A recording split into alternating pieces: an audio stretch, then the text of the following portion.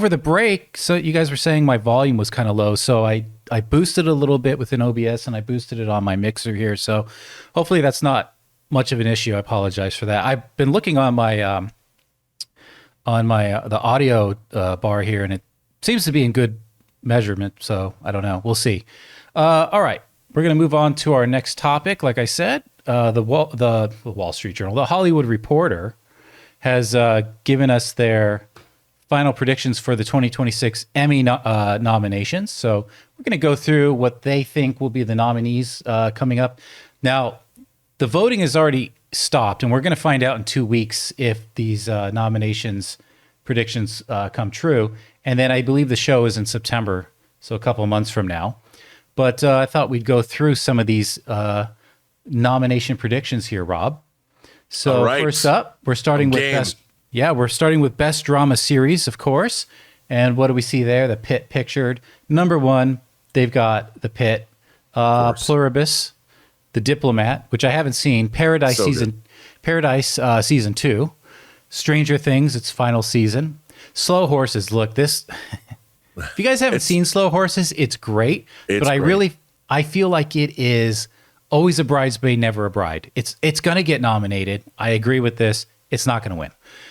Then Task and my beloved Night of the Seven Kingdoms, they also give an alternate for industry and a potential surprise for Landman.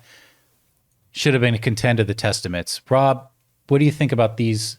Are these, first off, do these seem like they make sense? And then of these, which would you think would take the win? Well, they don't have things like The Bear in there or they don't. Well, Hacks, I guess, is over. They do have both of those, but those are going to be in the comedy. Bear, for whatever reason, okay. I don't know. But well, look, I'm a huge Paradise fan. I hope it gets a nomination. I'd love to see that happen. How do you feel about season 2 over season 1?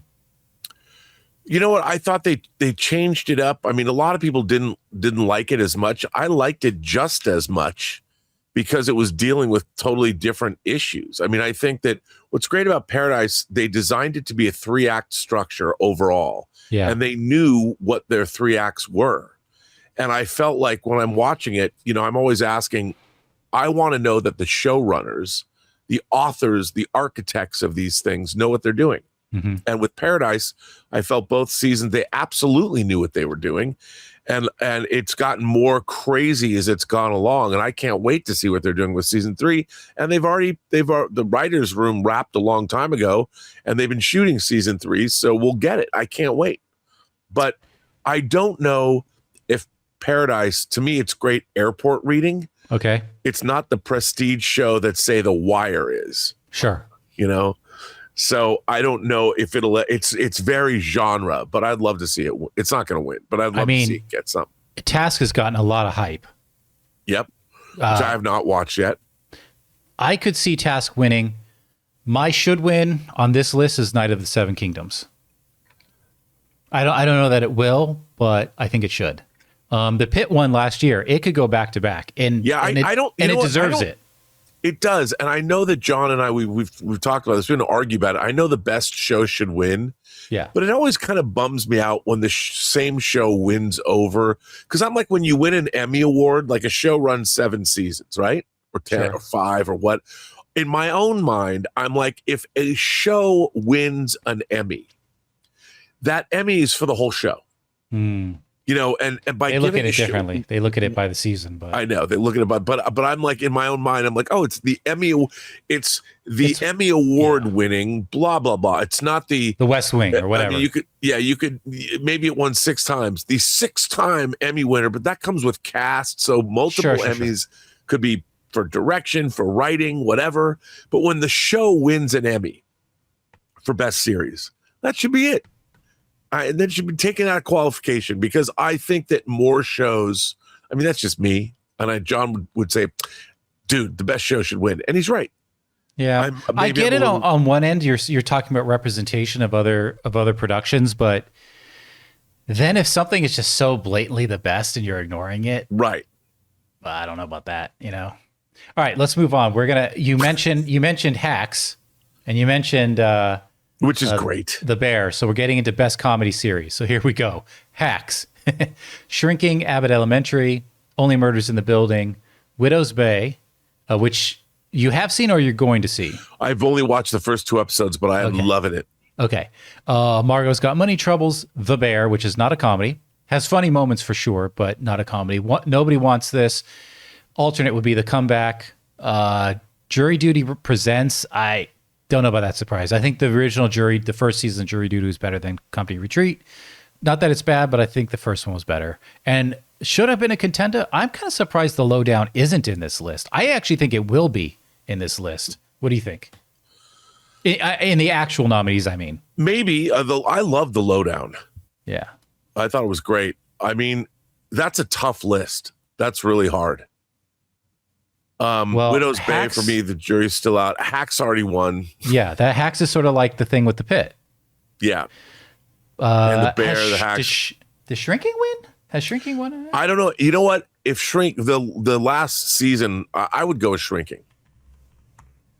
Yeah, I kind of feel like it is, and I actually think the should and would is going to be Shrinking on this list, but I just don't know about Widow's Bay. It's got a lot of hype right now, but I don't know that it's going to pull a win for best comedy. It's a little, just because the horror elements and everything, I don't know that happens. But I think we're in agreement with Shrinking. If we move down now to best limited or anthology series, Love Story was like in the news everywhere earlier this year. So I definitely understand why it's going to be projected in the nominees, and it will be there. Then you've got Beef, The Beast in Me, All Her Fault, DTF St. Louis, which I think has a potential to win. Half Man, Lord of the Flies, and Death by Lightning, which I'm not familiar with. I'm familiar with Lord of the Flies. I haven't seen this iteration, and I haven't seen Death by Lightning. What do you think about this list? This is for anthology, like limited series. Only Murders Left in the Building? They were nominated for comedy. Right. So limited and anthology series was Love Story, Beef, The Beast in Me, All Her Fault, and DTF St. Louis. I'd go with DTF because I liked it so much. But and then again, new, right? The Fresh? second season of Beef was good too. I think should is DTF. I think would is going to be Beef. Takes it. Yeah. That's just kind of my quick assessment on that. Best movie. So these are obviously TV movies. I didn't realize Remarkably Bright Creatures was based on a novel, and I just added that to my like wish list on Barnes and Noble because I want to check that out. But Remarkably Bright Creatures, Deep Cover, Swiped, Miss You, Love You. I don't think that Ghost War is going to be nominated. I think they're wrong about this. I think Mike and Nick and Alice are probably a better alternate as they have here for Jack Ryan Ghost War. People We Meet on Vacation, and I don't know what Pizza Movie is. But have you seen any of these? Not really. No? I mean, Remarkably Bright Creatures probably could be in the win. I just don't just don't see Jack Ryan even being nominated on this list. Only to stop here at variety series, I wonder if The Late Show with Stephen Colbert it's more like a screw you vote for it and he wins it. Yeah. Yeah. I could see a rallying movement for that. Not that Stephen Colbert isn't great, but I also feel like they're like, this is a screw you to the man. You know what I mean? Yeah. I could see that actually winning. We'll move down to our best actors categories down here, and then we'll move on from this. On best documentary, I kind of feel like Sean Combs' The Reckoning. Yes, will be a nominee and probably will win, is my prediction on that one. Yeah, I would imagine too. Where are we? We have these. They have so many categories. Best unstructured reality program. Come on.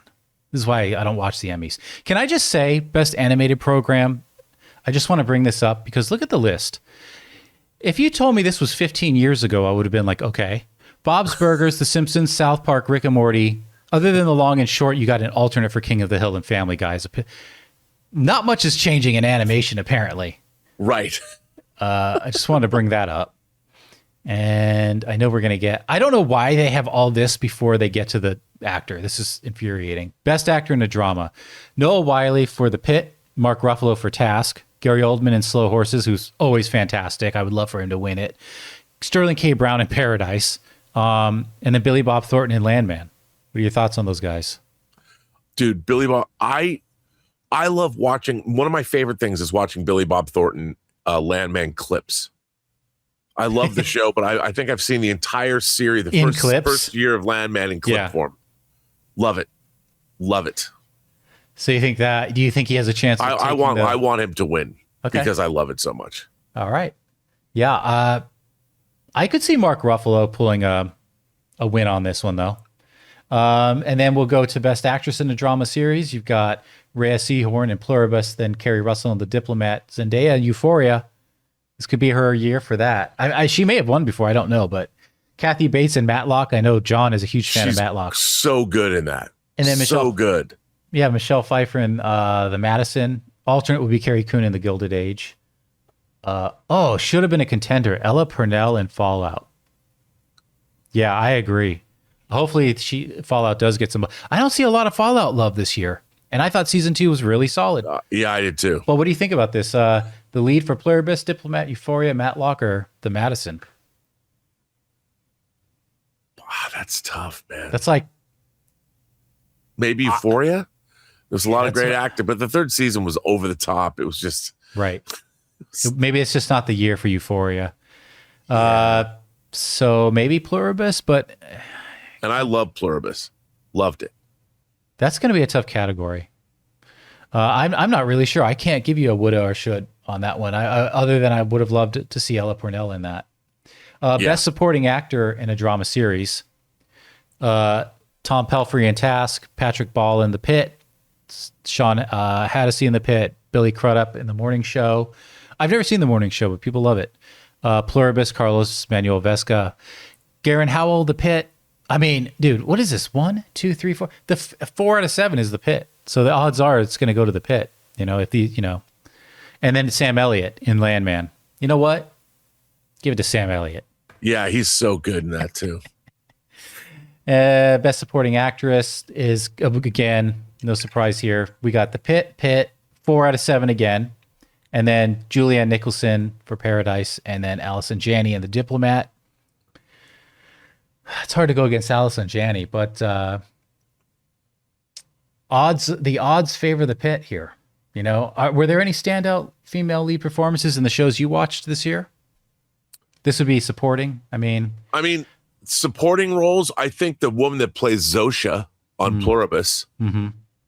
I don't know if she's in there. She was. I mean, she could be, but as far as what they're projecting, it's Widra. Yeah. And then we can go into Best Actor and Actress for Comedy Series, which was, and then we'll wrap it up here. Jason Segel, of course, for Shrinking. Martin Short, Only Murders in the Building. Matthew Rhys for Widow's Bay. Jeremy Allen White. I mean, okay. He's a great actor, but... And then Adam Brody and Nobody Wants This. Steve Martin would also be an alternate. Martin Short is a comedy legend. It's hard to go up against him. I could see him winning for sure. Matthew Rhys would be a great newcomer for this category for Widow's Bay. Do you like what you see of Matthew Rhys? He's incredible. Incredible. I never knew he was Welsh until I saw interviews for Widow's Bay. Well, it's wild to watch, a lot of these actors that we don't know are British because they're playing Americans. But when you see them in interviews, it's like, oh, my God. Because he played Matlock. Like the origin story of Matlock, the darker, grittier Matlock. All right. Then our final category we'll do here is Best Actress in a Comedy Series. Of course, you're going to have Jean Smart for Hacks, Lisa Kudrow for The Comeback, Quinta Brunson for Abbott Elementary, Ayo Edebiri for The Bear, and Elle Fanning for Margot's Got Money Troubles. Alternate would be Kristen Bell for Nobody Wants This as well. You know what? That show is great. And I think Elle Fanning is a great actress. Mm-hmm. I think she's never got her due. I'd love to see her win this award. For Margot's Got Money Troubles. Yeah. And Margot's Got Money Troubles is great too. And I love The Bear. It's great. Like it has petered off. But it's just not a comedy series. You're miscategorizing it here. I'm sorry, But hey, if they win, I'll be happy for the actress who wins. All right, and then it goes into like Best Supporting Actor, of course, for comedy series, Best Supporting. One thing I thought was interesting was the as it goes down into Best Guest Actor, and we think about Paradise season 2, if I can get to it, Shailene Woodley. Shailene Woodley is nominated, and I think she's probably deserving of it. Yeah, 100%. Yeah, 100%. So look, those were just Hollywood Reporter's predictions for nominees. We won't know for about a little under 2 weeks who the actual nominees are, but I think it's safe to say these are pretty spot on. What do you guys think? Are there any standouts for you guys in shows this season in terms of shows, whether it be comedy, drama, actors, actresses supporting? What say you? Let us know in the comments below.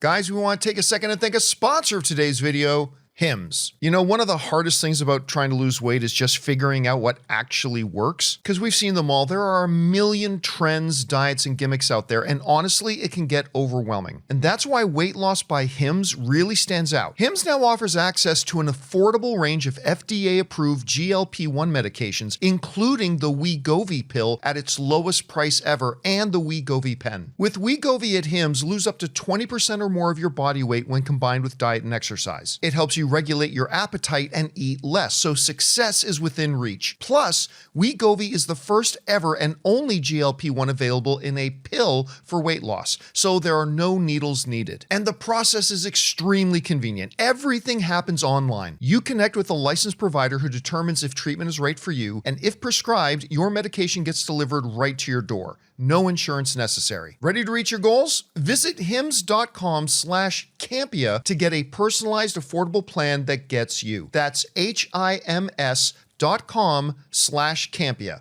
hims.com/Campea. Based on advertised cash price for 30-day supply of medication only. Membership required, fee not included, and billed separately. Weight loss by Hims is not available in all 50 states. Wegovy is the registered trademark of Novo Nordisk A.S. To get started and learn more, including important safety information, Wegovy clinical study information, and restrictions, visit hims.com.